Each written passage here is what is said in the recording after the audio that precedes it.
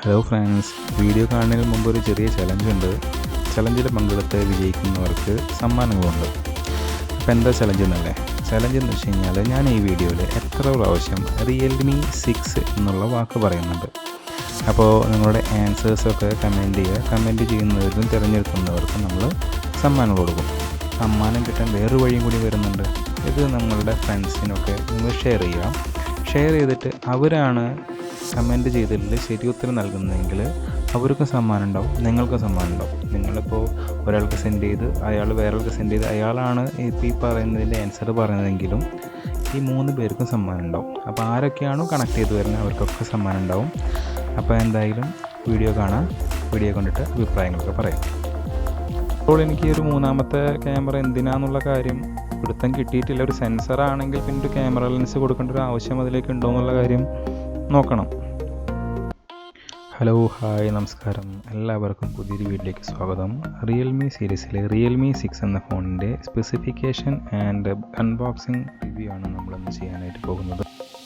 ഈ ഫോണിനെ കുറിച്ച് പറയുകയാണെങ്കിൽ ഇതിൽ ഇൻ ഡിസ്പ്ലേ സെൽഫിയാണ് വരുന്നത്. ഡിസ്പ്ലേയുടെ ഉള്ളിൽ നിന്നാണ് നമുക്ക് ക്യാമറ വരുന്നത്. അതുപോലെ തന്നെ 90 ഹെർട്സിൻ്റെ സ്മൂത്ത് ഡിസ്പ്ലേ ആണ് വരുന്നത്.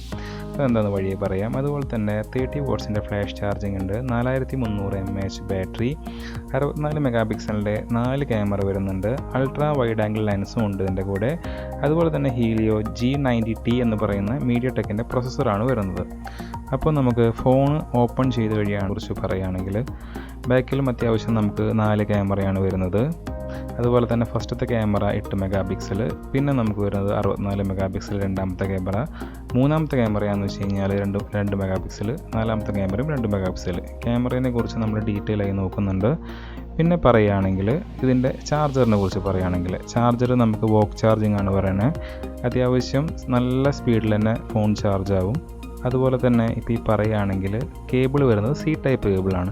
C ടൈപ്പ് കേബിളിൻ്റെ ഒരു പ്രത്യേകത എന്ന് വെച്ച് കഴിഞ്ഞാൽ C ടൈപ്പ് നമ്മൾ സാധാരണ ഫോണിന് നമ്മൾ യൂസ് ചെയ്യുന്ന കേബിളും C ടൈപ്പ് കേബിളാണെങ്കിൽ നമ്മൾ ചാർജിങ്ങിൽ കണക്ട് ചെയ്യുമ്പോൾ side vice opposite side connect ചെയ്ത് കഴിഞ്ഞാലും പോർട്ടിന് പ്രത്യേകിച്ച് കംപ്ലൈൻറ്റുകളൊന്നും ഉണ്ടാവില്ല. അതുപോലെ തന്നെ ഈ ഫോണിൻ്റെ റിയൽമി 6ൽ വോക്ക് ചാർജിങ് ആണ്. 1 മണിക്കൂറിൽ ഫോൺ ഫുൾ ചാർജായി മാറും.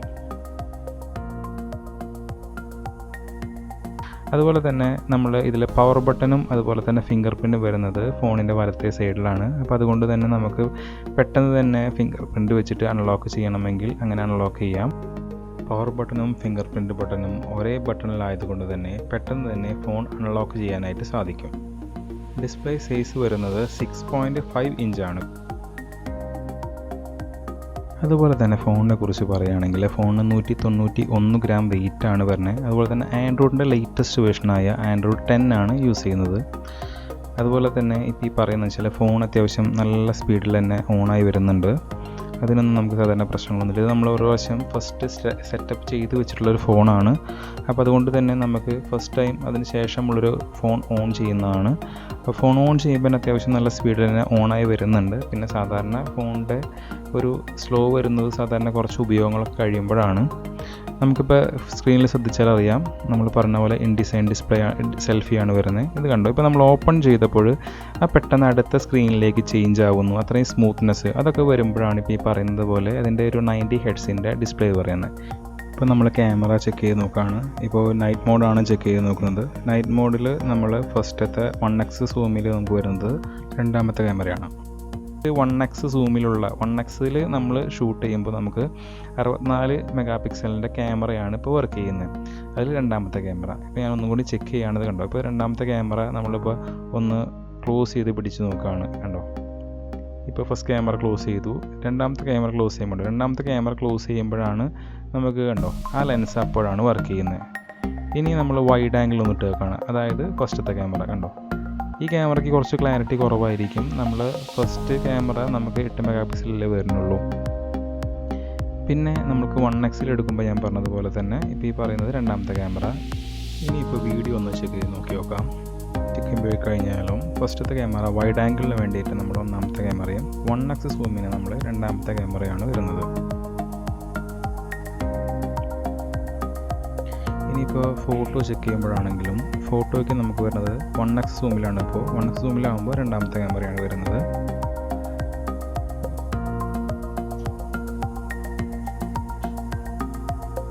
ഇതിപ്പോൾ പോർട്രേറ്റ് മോഡാണ്. പോർട്രേറ്റ് ശരിക്കും പറയുകയാണെങ്കിൽ തേർഡ് ക്യാമറ പോർട്രേറ്റ് സെൻസർ എന്നൊക്കെയാണ് പറയുന്നത്. പക്ഷേ ഇതിൽ കണ്ടെടുത്തോളം എനിക്ക് ആ തേർഡ് ക്യാമറ വർക്ക് ചെയ്യുന്നതായിട്ട് തോന്നിയിട്ടില്ല. പോർട്രേറ്റ് എന്ന് വെച്ച് കഴിഞ്ഞാൽ ബാക്ക്ഗ്രൗണ്ട് ബ്ലർ ചെയ്ത് എന്താണോ ഒബ്ജക്റ്റ് അതിനെ ഫോക്കസ് ചെയ്തെടുക്കുന്നതാണ് ഇപ്പോൾ ഈ പറയുന്ന പോർട്രേറ്റ് ഫോട്ടോ വരുന്നത്. അപ്പോൾ സാധാരണ നിലയിൽ അത് ഒബ്ജക്റ്റിനെ നമ്മൾ സെൻസ് ചെയ്ത് ചെയ്യുന്നതാണ് പറയുന്നത്. പക്ഷെ അതൊന്നും എനിക്കിതിൽ വർക്ക് ചെയ്ത് തോന്നിയില്ല. പിന്നെ ഇപ്പോൾ ഇതാണ്ടോ 64 മെഗാ പിക്സലിൻ്റെ എടുക്കുകയാണ്. ഇപ്പോൾ 64 മെഗാ പിക്സലിൻ്റെ എടുക്കുകയാണെങ്കിലും കണ്ടോ രണ്ടാമത്തെ ക്യാമറയാണ് വർക്ക് ചെയ്യുന്നത് 64 മെഗാ പിക്സലാണെങ്കിൽ തന്നെയും. ഇനിയിപ്പോൾ അതിൻ്റെ കുറച്ച് അഡ്വാൻസ്ഡ് ഓപ്ഷനാണ്. അഡ്വാൻസ്ഡ് ഓപ്ഷൻ കണ്ടോ, ഇതിപ്പോൾ മൈക്രോ ലെൻസിലാണ് ഞാൻ നോക്കുന്നത്. മൈക്രോ ലെൻസിൽ ഇപ്പോൾ കണ്ടോ ആ 4th ക്യാമറയാണ്, 4ാമത്തെ ക്യാമറയാണ് വരുന്നത്. അപ്പോൾ ഈ തേർഡ് ക്യാമറയുടെ ഉപയോഗം ഇതിലുണ്ടെന്നതായിട്ട് എനിക്ക് തോന്നുന്നില്ല. ഞാനിപ്പോൾ ഒന്നും കൂടി മോറിലേക്ക് പോവുകയാണ്. അതുപോലെ തന്നെ സ്ലോ മോഷൻ നോക്കുകയാണ്. അപ്പോൾ തന്നെ സ്ലോ മോഷനും മറ്റുള്ള കാര്യങ്ങളൊക്കെ ഇതിലുണ്ട്. പിന്നെ ഇപ്പോൾ ഈ പറയുന്നത് കണ്ടോ ഇതിപ്പോൾ നമുക്ക് പനോരമിക് ആണെങ്കിലും ഈ രണ്ടാമത്തെ ലെൻസ് തന്നെയാണ് ഇപ്പോൾ ഇതിൽ യൂസ് ചെയ്യുന്നത്. അപ്പോൾ ഓവറോൾ എനിക്ക് ഒരു 3ാമത്തെ ക്യാമറ എന്തിനാന്നുള്ള കാര്യം പിടുത്തം കിട്ടിയിട്ടില്ല. ഒരു സെൻസർ ആണെങ്കിൽ പിന്നെ ഒരു ക്യാമറ ലെൻസ് കൊടുക്കേണ്ട ഒരു ആവശ്യം അതിലേക്ക് ഉണ്ടോ എന്നുള്ള കാര്യം നോക്കണം.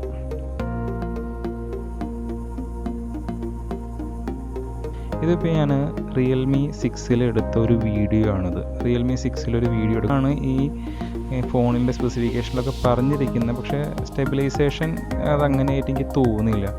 ഇതിപ്പോൾ കമ്പയർ ചെയ്യാൻ വേണ്ടി ഞാൻ റിയൽമി X2 എടുത്തൊരു വീഡിയോ ആണിത്. കണ്ടോ ഇതിൽ അത്യാവശ്യം സ്റ്റെബിലൈസേഷനൊക്കെ കാണുന്നുണ്ട്. കണ്ടോ ഒരു ഒഴുക്ക് പോലെയാണ് ഈ വീഡിയോ പോകുന്നത്. സെയിം തന്നെ അതേ ടൈപ്പിൽ ഞാൻ എടുത്തതാണ്.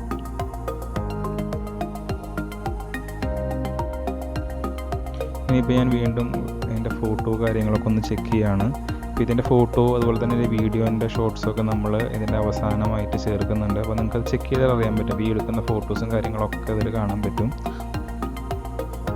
ഇതിപ്പോൾ ഞാൻ പോർട്രേറ്റ് എടുക്കുകയാണ്. പോർട്രേറ്റ് എടുക്കുമ്പോൾ അതിൻ്റെ ഉള്ള ഇൻഫർമേഷൻ കാട്ടും. നമ്മൾ എത്ര ലെങ്ത്തിൽ ക്യാമറ പിടിക്കണം എന്നുള്ള കാര്യങ്ങളൊക്കെ അതിൻ്റെ ഉള്ളിൽ നിന്ന് ഇൻഫർമേഷൻ വരും. അപ്പോൾ അതിന് ശേഷം ഉണ്ടോ അതിനെ ഫോക്കസ് ചെയ്തതിന് ശേഷമാണ് ഞാൻ അതിൻ്റെ ഫോട്ടോ എടുക്കണേ. അപ്പോൾ ഇതിന് വേണ്ടിയിട്ടുള്ളൊരു സെൻസർ ആണെന്നാണ് പറയുന്നത്. അതുപോലെ തന്നെ ഫിൽറ്റേഴ്സ് വെച്ചിട്ട് ഇതിൻ്റെ ഉള്ളിലെ ഫോട്ടോസ് എടുക്കുകയാണ്. അതുപോലെ തന്നെ വീഡിയോസ് എടുത്ത് നോക്കുന്നുണ്ട്. അപ്പോൾ ഫിൽറ്റേഴ്സൊക്കെ അത്യാവശ്യം നല്ല രസകരമായിട്ട്, അപ്പോൾ നമുക്ക് അത്യാവശ്യം എഡിറ്റ് ചെയ്യേണ്ട ആവശ്യമൊന്നും ഇതിൽ വരുന്നില്ല സാധാരണ ഇതിൽ എടുക്കുമ്പോൾ.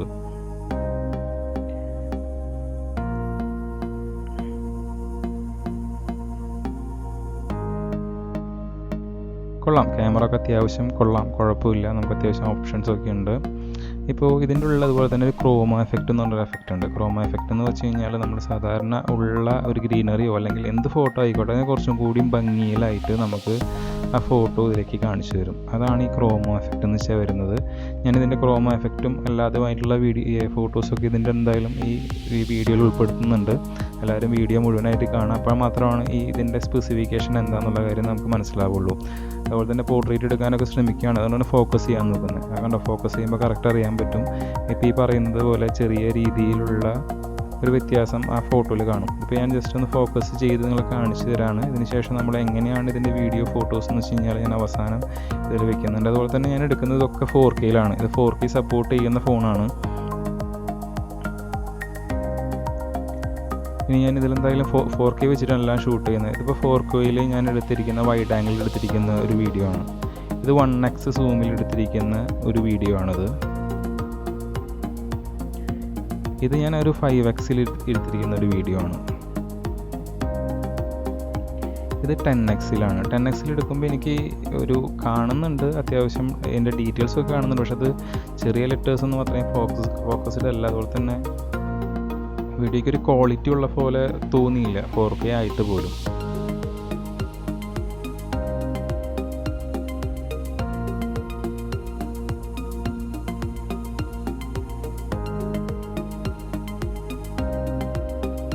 ഇപ്പോൾ ഇതിലെടുത്ത ഫോട്ടോസാണത്. ഞാൻ പറഞ്ഞിട്ടുണ്ടായിരുന്നില്ലേ ഫോട്ടോസ് ഞാൻ എടുത്തപ്പോൾ ഓരോ ഫോട്ടോസ് എടുത്തുകൊണ്ടാവും. ഇതാണ് ക്രോമ എഫക്റ്റിൽ എടുത്തെടുക്കുന്നത്.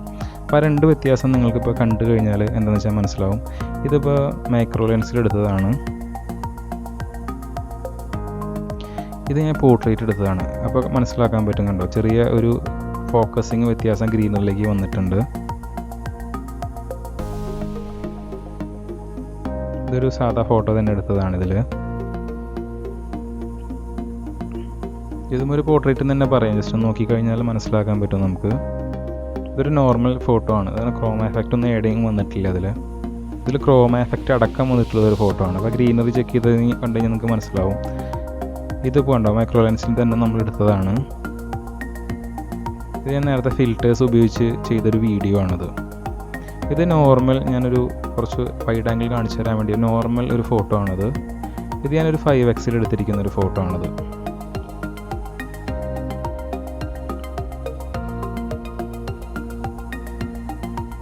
ഇതിപ്പോൾ മൈക്രോ ലെൻസിൽ എടുത്തൊരു ഫോട്ടോ ആണ് ഈ കാണുന്നത്.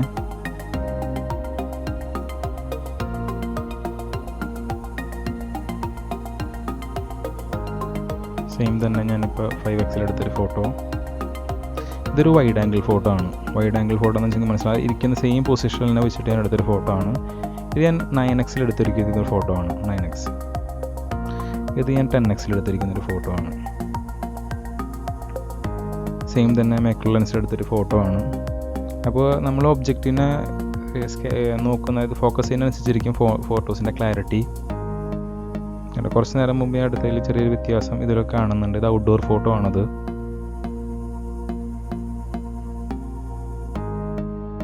ഫേസ് ലോക്ക് എങ്ങനെയാണെന്ന് നോക്കാം. അപ്പോൾ ഞാനൊന്ന് ഫേസ് ലോക്ക് ആഡ് ചെയ്യാൻ വേണ്ടി ഫസ്റ്റ് എന്നൊരു പാസ്വേഡ് സെറ്റ് ചെയ്യാണ്. അപ്പോൾ ഫേസ് ഇപ്പോൾ റെക്കഗ്നൈസ് ചെയ്തിട്ടുണ്ട്. ഫേസ് ഇപ്പോൾ ആഡായി. ഇനി നമുക്ക് ജസ്റ്റ് ഒന്ന് ലോക്ക് ചെയ്ത് നോക്കാം. ഇനി ഒന്ന് നമ്മൾ അൺലോക്ക് ചെയ്ത് നോക്കുകയാണ്. യെസ്, നല്ല സ്പീഡിൽ തന്നെ ഫേസ് ഡിക്റ്റേറ്റ് ചെയ്ത് അൺലോക്ക് ആവുന്നുണ്ട്. കേട്ടോ, അത്യാവശ്യം നല്ല സ്പീഡ് തന്നെയുണ്ട് ഫേസ് അൺലോക്ക് ചെയ്യാൻ വേണ്ടിയിട്ട്. ഒന്നുകൂടി നോക്കുകയാണ്. അൺലോക്ക് ചെയ്യുമ്പോൾ ഇതിലോടി ലോക്ക് ഉണ്ട്, എന്നാൽ തന്നെ ഫേസ് ഡിക്റ്റേറ്റ് ചെയ്യുമ്പോൾ എത്രയും പെട്ടെന്ന് തന്നെ അൺലോക്കായി വരുന്നുണ്ട് അത്. ഇനിയിപ്പോൾ നമുക്ക് നോക്കാനുള്ളതെന്ന് വെച്ച് കഴിഞ്ഞാൽ ഇതിൻ്റെ ഉള്ളിൽ നമുക്കൊരു ഫിംഗർ പ്രിൻറ്റ് സെറ്റ് ചെയ്ത് നോക്കാം. പറഞ്ഞതുപോലെ തന്നെ ഫിംഗർ പ്രിൻറ്റ് പവർ സ്വിച്ചിൽ തന്നെയാണ് വരുന്നത്. അപ്പോൾ നമുക്ക് നമ്മുടെ പാസ്വേഡ് നമ്മൾ അടിച്ചു കൊടുത്ത് നമ്മളൊന്ന് അടിക്കുകയാണ് ഇതിലേക്ക്. പാസ്വേഡ് നമ്മളൊന്നുകൂടി വെരിഫൈ ചെയ്യുന്നു. രണ്ടാമത് ഞാൻ പാസ്വേഡ് ഒന്നുകൂടി സെറ്റ് ചെയ്തു. ഇനി ഞാൻ ഫിംഗർ പ്രിൻറ്റ് ആഡ് ചെയ്യുകയാണ് ഇതിലേക്ക്. ഫിംഗർ പ്രിൻറ്റ് നമ്മൾ ഇതിലേക്ക് ആഡ് ചെയ്ത് കൊടുക്കുന്നു. ഇപ്പോൾ ഫസ്റ്റ് സ്റ്റെപ്പ് ചെയ്യുകയാണ്. ആഡ് ചെയ്യുന്ന ഫസ്റ്റ് സ്റ്റെപ്പ്. ഓക്കെ, ഇനിയിപ്പോൾ അതിൻ്റെ അടുത്ത സ്റ്റെപ്പിലേക്ക് രണ്ടാമത്തെ സ്റ്റെപ്പാണ് ഫിംഗർ പ്രിൻറ്റ് ആഡ് ചെയ്യുന്നത്.